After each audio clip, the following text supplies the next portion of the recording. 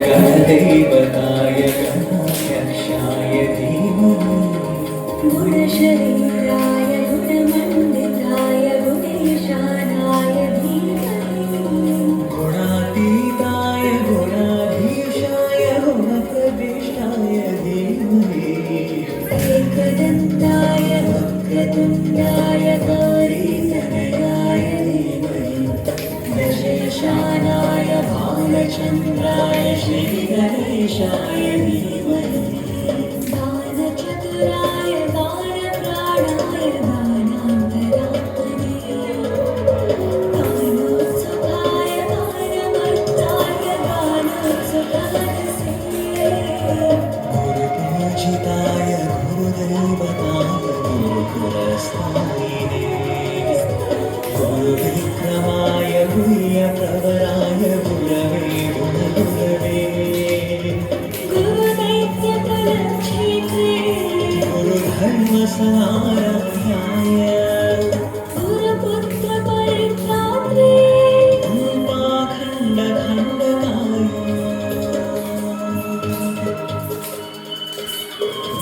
गीतसाराय गीततत्त्वाय गीतगोत्राय धीमहि गूढगोपाय गन्धभक्ताय गौजयप्रदाय धीमहि गुणातीताय गुणाधीशाय गुणप्रविष्टाय धीमहि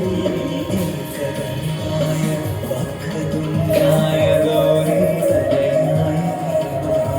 दशेशानाय भालचन्द्राय श्रीगणेशाय धीमहि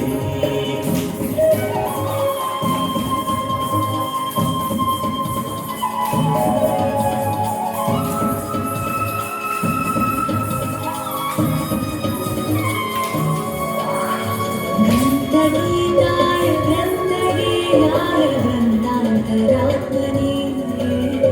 गीतलीनाय गीताश्रयाय गीतवाग्पदवे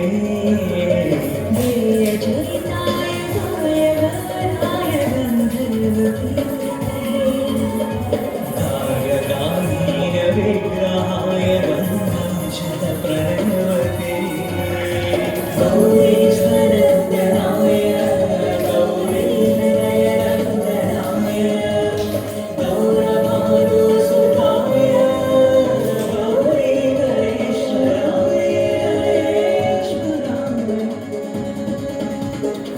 गौरीप्रणयाय गौरीप्राणाय गौरभावाय धीमहि